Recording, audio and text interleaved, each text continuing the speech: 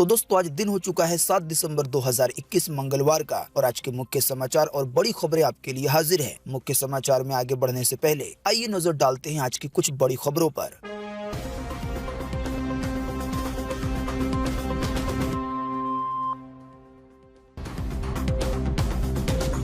EPFO यानी PF department ने 22 करोड़ से ज्यादा पीएफ खातों में डाला ब्याज का पैसा 8.5% की दर से। चांद की सतह पर दिखी एक रहस्यमय झोपड़ी, चाइना के रोवर की इस खोज से वैज्ञानिक भी है हैरान। ट्रेन से यात्रा करने वालों के लिए आई बड़ी खबर, आने वाले दिनों में वेटिंग और आरएसी टिकट वालों का हो सकता है फायदा। कोरोना वायरस के नए वेरिएंट ओमिक्रॉन की वजह से देश के 8 शहरों में बढ़ाया गया रात्रि कर्फ्यू। साथ ही राजधानी दिल्ली में अगर संक्रमण का दर 5% तक पहुंचता है तो लग सकता है लॉकडाउन। वहीं दूसरी तरफ इसे लेकर यूपी की सरकार ने भी जारी कर दी है नई गाइडलाइन। बिहार के मुख्यमंत्री नीतीश कुमार ने किया बड़ा ऐलान, कहा जल्दी बिहार में होगी जातीय जनगणना, पूरा खर्च उठाएगी राज्य सरकार। सब्जियों के बढ़ते दामों ने लोगों को रुलाया। वहीं देश के एक हिस्से में अब 1 किलो टमाटर का दाम हुआ 140 रुपए प्रति किलो।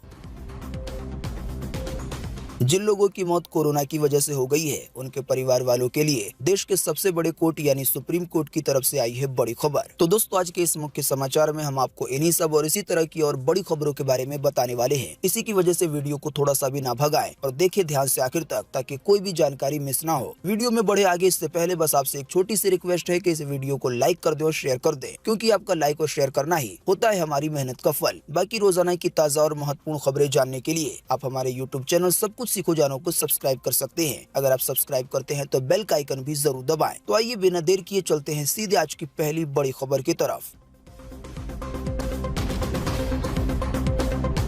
ईपीएफओ यानी पीएफ डिपार्टमेंट ने 22 करोड़ से ज्यादा खातों में जमा किया ब्याज। आप भी ऐसे चेक कर सकते हैं अपने पीएफ खाते का बैलेंस। जी हां, पीएफ खाता धारकों के लिए बड़ी खुशखबरी है। जानकारी के मुताबिक कर्मचारी भविष्य निधि संगठन यानी कि पीएफ डिपार्टमेंट ने वित्तीय वर्ष 2020 और 21 के लिए 22 करोड़ से ज्यादा खातों में 8.50% की दर से ब्याज जमा कर दिया है। आपको बता दें ईपीएफओ ने बीते रोज अपने आधिकारिक ट्विटर हैंडल से इस बात की जानकारी खुद साझा की है। तो अगर आपका भी पीएफ खाता है और आप ये चेक करना चाहते हैं कि आपके खाते में ब्याज का पैसा आया है या नहीं, तो आप इसके लिए अपने रजिस्टर्ड मोबाइल नंबर से 011-2290-1406 पर मिस कॉल दे सकते हैं। मिस कॉल देते ही आपके इसी नंबर पर बैलेंस की जानकारी दे दी जाएगी। या इसके अलावा आप और ज्यादा विस्तार से जानकारी प्राप्त करने के लिए ईपीएफओ की वेबसाइट पर जा सकते हैं।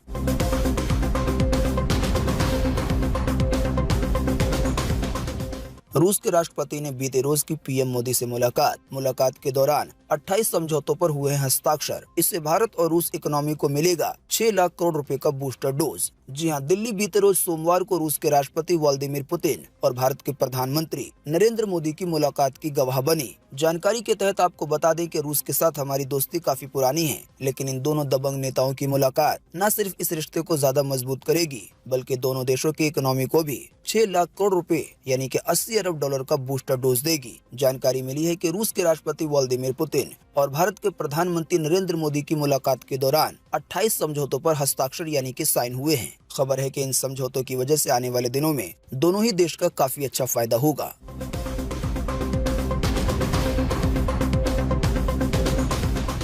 चंद्रमा की जमीन यानी कि चांद की सतह पर दिखी एक रहस्यमय झोपड़ी, चाइना के रोवर ने की है इसकी खोज। वैज्ञानिक भी देखकर हैं इसे हैरान। जी हां, चंद्रमा पर चीन के U22 रोवर ने एक सुदूर इलाके में रहस्यमय वस्तु देखी है। जानकारी के मुताबिक ये वस्तु चंद्रमा के सबसे दूर दराज इलाकों में वॉन कॉर्मन क्रेटर के नजदीक नजर आई है। सबसे पहले आप नहीं जानते तो आपको बता दें कि चांद की सतह यानी कि चांद की जमीन पर चाइना का एक रोवर है। आसान सी भाषा में आप इसे एक कारनुमा रोबोट कह सकते हैं। आपको बता दें ये रोवर चांद पर घूम घूम के नई नई चीजों को तलाश करने की कोशिश करता है। तो इसी रोवर ने एक दूर दराज इलाके में एक ऐसी वस्तु देखी है जो देखने में एक झोपड़ी लग रही है, यानी इसका आकार चौकोर है। जाहिर सी बात है आने वाले दिनों में ये चीन का रोवर धीरे धीरे उस वस्तु के पास पहुंचेगा और फिर साफ तौर पे पता चल पाएगा कि आखिर वो क्या है। वैसे आपको बता दें चाइना के रोवर की इस खोज से वैज्ञानिक भी काफी हैरान है।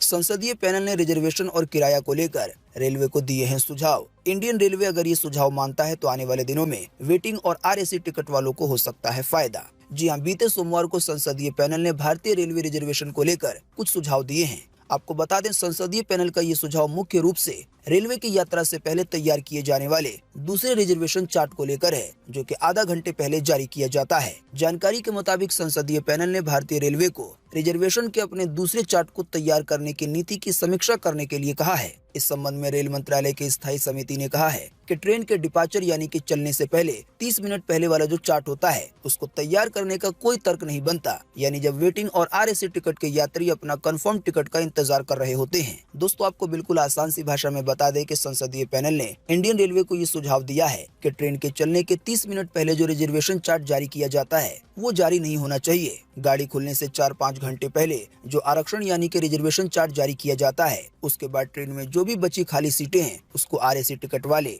या वेटिंग लिस्ट के यात्रियों को दे देनी चाहिए। और ज्यादा आसान सी भाषा में कहें तो अगर इंडियन रेलवे ये सुझाव मानता है तो आने वाले दिनों में फिर 30 मिनट पहले कोई भी रिजर्वेशन चार्ट जारी नहीं किया जाएगा, बल्कि जो गाड़ी के खुलने से 4-5 घंटे पहले रिजर्वेशन चार्ट जारी होता है वही फाइनल चार्ट होगा, यानी कि यात्रियों की सूची, जिसमें ये मेंशन होता है कि किसको कहां पर क्या सीट मिली है।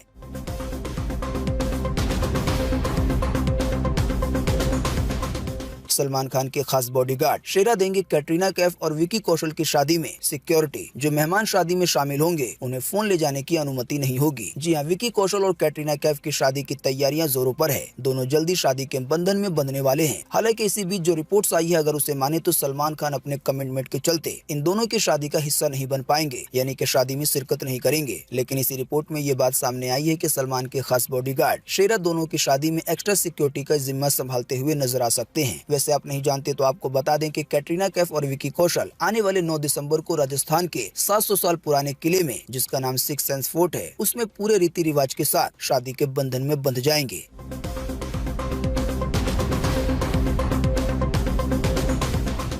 गुजरात के अब इन 8 शहरों में लगा रात्रि कर्फ्यू। केवल 24 घंटे में मिले हैं 48 नए मरीज। जी हां, प्रधानमंत्री नरेंद्र मोदी के गृह राज्य यानी कि गुजरात में कोरोना वायरस के नए वेरिएंट ओमिक्रॉन के मरीज मिलने पर पाबंदियां बढ़ा दी गई हैं। जानकारी के मुताबिक यहां अहमदाबाद, राजकोट, सूरत, वडोदरा, जामनगर, भावनगर, गांधीनगर और जूनागढ़ जैसे 8 शहरों में नाइट कर्फ्यू लागू कर दिया गया है। वहीं जहां कोरोना वायरस के नए वेरिएंट ओमिक्रॉन के लक्षण वाले मरीज मिले हैं, उस इलाके को माइक्रो कंटेन जोन घोषित कर दिया गया है, यानी कि यहाँ पर और ज्यादा पाबंदी रहेगी। जानकारी मिली है कि गुजरात के इन 8 बड़े शहरों में रात्रि कर्फ्यू आने वाले 10 दिसंबर तक जारी रहेगा। जाहिर सी बात है, हालात न सुधरने पे इसे और ज्यादा आगे बढ़ाया जा सकता है।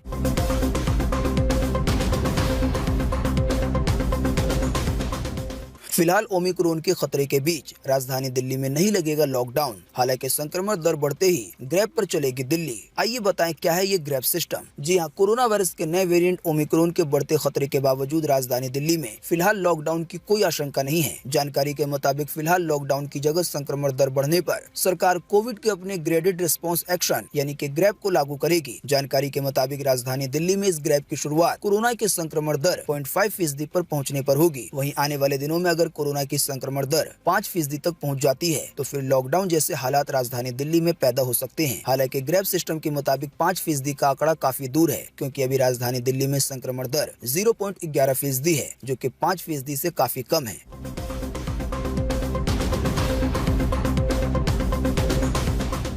कोरोना वायरस के नए वेरिएंट ओमिक्रॉन की खौफ की वजह से यूपी सरकार ने भी जारी कर दी है नई गाइडलाइन। जी हां, कोरोना वायरस के नए स्वरूप यानी कि ओमिक्रॉन को लेकर उत्तर प्रदेश की सरकार ने भी सभी जिलों को सतर्कता और सावधानी बरतने के निर्देश जारी किए हैं। इसके तहत प्रदेश में विदेश से आने वाले सभी यात्रियों की RT-PCR जाँच करवाने के अलावा हर एक संक्रमित मरीज का जीनोम टेस्ट कराया जाएगा, जिससे ये आसानी से पता चल जाएगा कि कहीं वो कोरोना के नए वेरिएंट का भी शिकार तो नहीं है। जानकारी के तहत एक नए बयान के मुताबिक दूसरे राज्यों में ओमिक्रॉन के मामलों की पुष्टि होने के बाद उत्तर प्रदेश की सरकार राज्य की सीमाओं पर काफी ज्यादा सतर्कता बरत रही है। साथ ही ग्रामीण यानी कि गांव और शहरी क्षेत्रों में स्वास्थ्य सुविधाओं को और भी बेहतर करने पे जोर दिया जा रहा है। जानकारी के मुताबिक उत्तर प्रदेश के सामुदायिक स्वास्थ्य केंद्र में 19,000 बेड और मेडिकल कॉलेजों में 55,000 अतिरिक्त बिस्तरों की व्यवस्था की जा रही है। जाहिर सी बात है, ये सब इसलिए किया जा रहा है कि अगर कोरोना वायरस के नए वेरिएंट की वजह से भारत में तीसरी लहर आ जाती है तो लोगों का इलाज सही से हो सके और पहले की तरह ज्यादा लोगों की जान ना जाए, जैसा कि कोरोना की दूसरी वेव में हुआ था।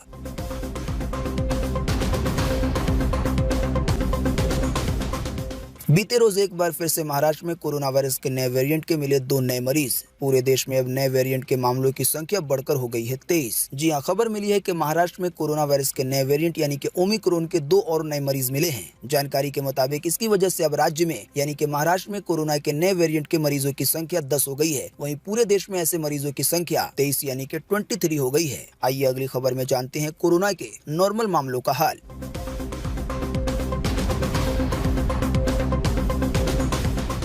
बीते रोज एक बार फिर से मिले 8000 से ज्यादा नए मामले कोरोना वायरस के। साथ ही केवल एक दिन में एक बार फिर से 210 से ज्यादा लोगों ने गंवा दी है अपनी जान कोरोना वायरस की वजह से। जी हां, बीते रोज लगभग 24 घंटे में एक बार फिर से 8000 से ज्यादा नए मरीज मिले हैं कोरोना वायरस के। इन नए मरीजों के मिलने के बाद अब भारत में कोरोना वायरस के टोटल मरीजों की संख्या 3,46,41,561 हो गई है। साथ ही आपको बता दें कि इन टोटल मरीजों में से अभी तक 4,73,537 लोगों की जान जा चुकी है। जब से भारत में कोरोना वायरस की शुरुआत हुई है तब से लेकर अब तक। साथ ही आपको ये भी बताते चले कि बीते रोज भी लगभग 24 घंटे में 210 से ज्यादा लोगों ने अपनी जान गंवा दी है कोरोना की वजह से। हाँ, लेकिन अच्छी बात ये रही कि बीते रोज लगभग 24 घंटे में 8800 से ज्यादा लोग ठीक भी हुए हैं। ठीक होने वाले टोटल लोगों की संख्या अब 3,40,69,608 हो गई है। यानी कि इतने सारे लोग टोटल मरीजों में से ठीक हो चुके हैं। बाकी इसके अलावा जो लोग बचे हैं, जिन लोगों का अभी भी इलाज चल रहा है, तो उनकी संख्या अब हमारे भारत में 98,416 हो गई है।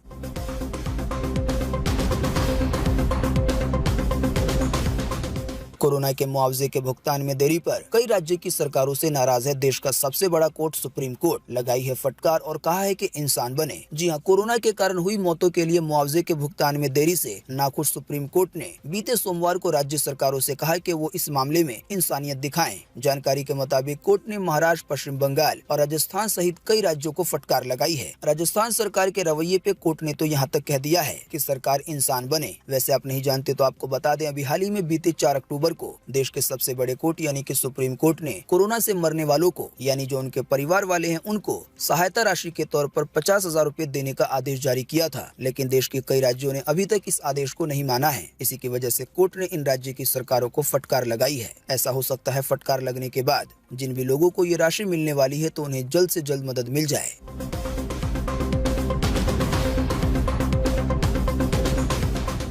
ऑक्सफोर्ड के प्रोफेसर का दावा, कहा कोरोना से भी ज्यादा घातक हो सकती है भविष्य में आने वाली महामारियां, अभी से तैयारी है जरूरी। जी, ऑक्सफोर्ड यूनिवर्सिटी की वैक्सीनोलॉजी की प्रोफेसर डेम सारा गिलबर्ट का कहना है कि कोरोना के बाद आने वाले फ्यूचर में यानी कि भविष्य में आने वाली महामारियां और ज्यादा खतरनाक हो सकती हैं। प्रोफेसर गिलबर्ट ने आगे बताया कि कोरोना के दौरान हमने जो गलतियां की हैं उनसे हमें सबक लेकर भविष्य में बेहतर तैयारियों के साथ ऐसी महामारियों से लड़ने के लिए तैयार रहना होगा। पूरी दुनिया को ये सुनिश्चित करना चाहिए कि कोरोना के दौरान हर सबक को व्यर्थ नहीं जाने देना चाहिए और आने वाले भविष्य में जो और वायरस आने वाले हैं उसके लिए बेहतर तरीके से तैयार रहना चाहिए। क्योंकि प्रोफेसर गिलबर्ट के मुताबिक आने वाले भविष्य में कोरोना से भी ज्यादा खतरनाक बीमारियां या कह लें महामारियां आ सकती हैं।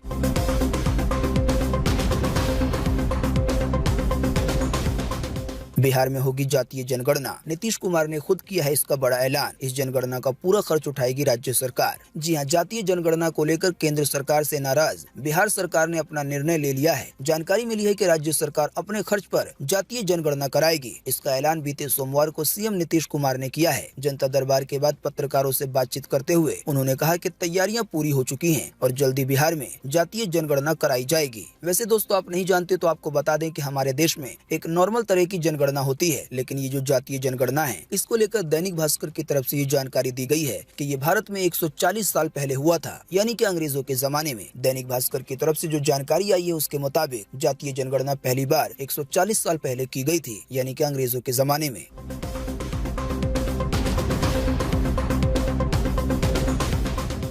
साउथ अफ्रीका के दौरे के नए तारीखों का हो गया है ऐलान। आने वाले 26 दिसंबर को खेला जाएगा पहला टेस्ट मैच। वहीं इसके अलावा 19 जनवरी से होगी वनडे सीरीज की शुरुआत। जी हां, भारत को इस महीने दक्षिण अफ्रीका का दौरा करना है। टीम इंडिया का ये दौरा कोरोना के नए वेरिएंट ओमिक्रॉन के खतरे के बीच होगा। जानकारी के मुताबिक आने वाले 26 दिसंबर से टेस्ट मैच सीरीज की शुरुआत हो जाएगी। वहीं जानकारी के मुताबिक वनडे सीरीज 19 जनवरी से खेली जाएंगी। वैसे आप नहीं जानते तो आपको बता दें कि जो कोरोना वायरस का नया वेरिएंट ओमिक्रॉन है वो सबसे पहले साउथ अफ्रीका की तरफ ही पाया गया गया था। हालांकि इन सब खतरे के बीच इस दौरे को करवाने का फैसला लिया गया है। क्रिकेट देखने के शौकीनों को बता दें कि पहला टेस्ट मैच 26 दिसंबर से 30 दिसंबर के बीच खेला जाएगा। वहीं दूसरा टेस्ट मैच होगा 3 जनवरी से 7 जनवरी के बीच। फिर इसके बाद तीसरा टेस्ट मैच होगा 11 जनवरी से 15 जनवरी के बीच। बाकी इसके अलावा जैसा कि हमने आपको बताया, वनडे सीरीज की शुरुआत यानी कि पहला मैच 19 जनवरी को खेला जाएगा। वहीं दूसरा मैच 21 को तो तीसरा वनडे 23 जनवरी को खेला जाएगा। बाकी इन मैचों से जुड़ी और ज्यादा जानकारी आपकी स्क्रीन पर भी दिखाई जा रही है। वीडियो को रोककर इसे देखा जा सकता है।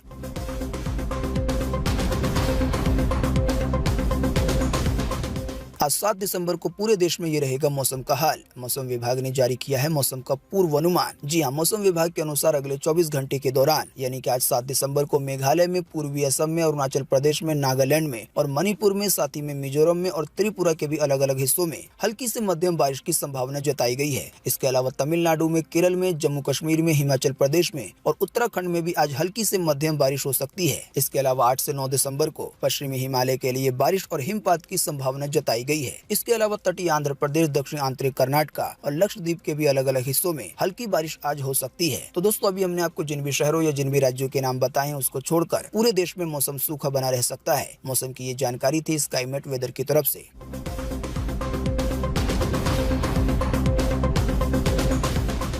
किसानों को सरकार की ओर से नहीं आया है कोई संदेश। किसान आंदोलन को लेकर आज मंगलवार को हो सकता है बड़ा फैसला। जी हां, 1 साल से ज्यादा समय से जारी किसान आंदोलन कब समाप्त होगा, इसको लेकर अभी भी सस्पेंस बना हुआ है। किसान नेताओं की अगली रणनीति क्या होगी, इसे लेकर आज मंगलवार को बैठक होगी। इस बैठक से पहले किसान नेता गुरुनाम सिंह चड़ूनी ने कहा है कि अभी तक सरकार की तरफ से कोई संदेश नहीं आया है, इसीलिए हम आंदोलन कैसे लड़ें और आंदोलन में हमारा अगला कदम क्या होगा, इसका फैसला आज की बैठक में हो सकता है। दरअसल सरकार के कहने पे किसानों ने 5 लोगों की कमेटी बनाई है जो कि एमएसपी पर यानी फसलों पे जो न्यूनतम समर्थन मूल्य मिलता है उसको लेकर चर्चा करनी है। सरकार के कहने के बाद किसानों ने कमेटी तो बना ली है, लेकिन अभी तक सरकार की तरफ से कोई जवाब नहीं आया है जानकारी के मुताबिक। इसी की वजह से आंदोलन को लेकर आज मंगलवार को बड़ा फैसला हो सकता है।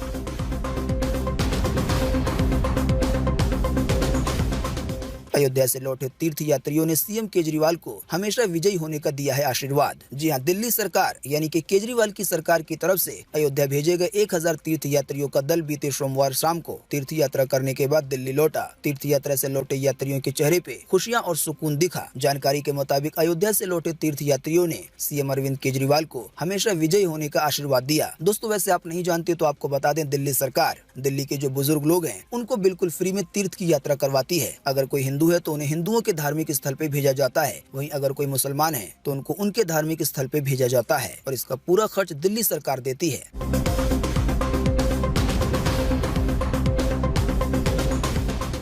उत्तराखंड के मुख्यमंत्री धामी ने दी आंगनबाड़ी कार्यकर्ताओं को बड़ी सौगात। चांदी का मुकुट पहनाकर इस दौरान किया गया सीएम का स्वागत। जी हां, उत्तराखंड के मुख्यमंत्री ने कहा कि सभी आंगनबाड़ी कार्यकर्ताओं को 2 लाख रुपए की वार्षिक दुर्घटना पॉलिसी बीमा उपलब्ध कराई जाएगी। इसके अलावा जिन लोगों पर राष्ट्रीय खाद्य सुरक्षा अधिनियम लागू नहीं होता उन्हें दिसंबर 2021 से लेकर मार्च 2022 तक हर महीने 20 किलो अनाज दिया जाएगा, यानी कि राशन। इसके अलावा आंगनबाड़ी कार्यकर्ताओं की जो सैलरी है वो सीधे उनके बैंक खाते में पहुँचा दी जाएगी ऑनलाइन।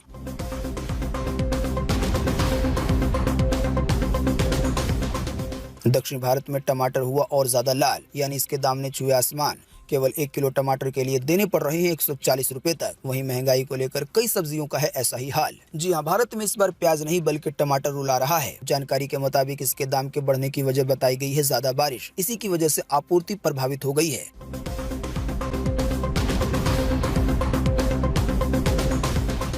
बीते 6 सालों में आपने किया है अगर जूम ऐप का इस्तेमाल तो मिल सकते हैं $25, यानी कि लगभग 1800 रुपए। जी हाँ, अगर आप लोकप्रिय वीडियो कॉन्फ्रेंसिंग ऐप जूम की सशुल्क सेवा का इस्तेमाल करते हैं, यानी जूम ऐप को पैसे देकर इस्तेमाल करते हैं और आपने मार्च 2016 से जुलाई 2021 के बीच इसकी सेवाएं ली हैं, तो आपको कंपनी की ओर से बिल्कुल फ्री में $25 यानी कि लगभग 1874 रुपए का मुआवजा मिल सकता है। दरअसल जूम ऐप पर आरोप है कि उसने कथित तौर पर अपने यूजर की सुरक्षा और निजता से समझौता किया है और यूजर की जानकारियां दूसरी कंपनियों के साथ साझा की है। हालांकि कंपनी ने इन आरोपों का खंडन किया है, लेकिन इसी बीच खबर आई है कि इन सभी चीजों से बचने के लिए कंपनी ने ऐलान किया है कि जो भी यूजर मार्च 2016 से लेकर जुलाई 2021 तक उसकी प्रीमियम सर्विसों का इस्तेमाल करते होंगे, यानी कि पैसे देकर, तो उन्हें कंपनी की ओर से $25 दिया जाएगा।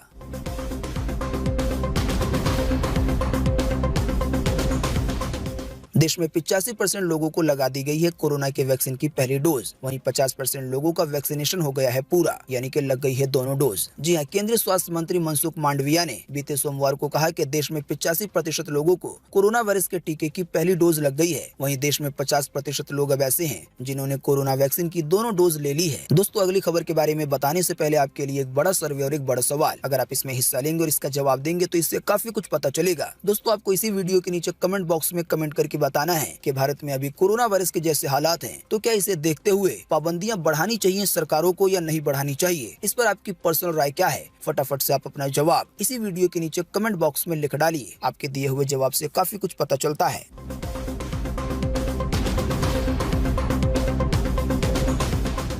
आरबीआई यानी कि रिजर्व बैंक ऑफ इंडिया ने की बड़ी कार्रवाई। इस बैंक पर लगाई गई कई पाबंदियां। 10,000 रुपए से ज्यादा की निकासी नहीं कर पाएंगे ग्राहक। जी हां, आरबीआई यानी कि रिजर्व बैंक ऑफ इंडिया ने बीते सोमवार को अहमदनगर, महाराष्ट्र के नगर अर्बन कोऑपरेटिव बैंक लिमिटेड पर कई पाबंदियां लगा दी हैं। जानकारी के मुताबिक इस बैंक के वित्तीय स्थिति में कुछ गड़बड़ी पाई गई है। इसी के मद्देनजर कई पाबंदियों के साथ एक ये भी पाबंदी लगाई है कि बैंक के ग्राहक 10,000 रुपए से ज्यादा नहीं निकाल सकेंगे।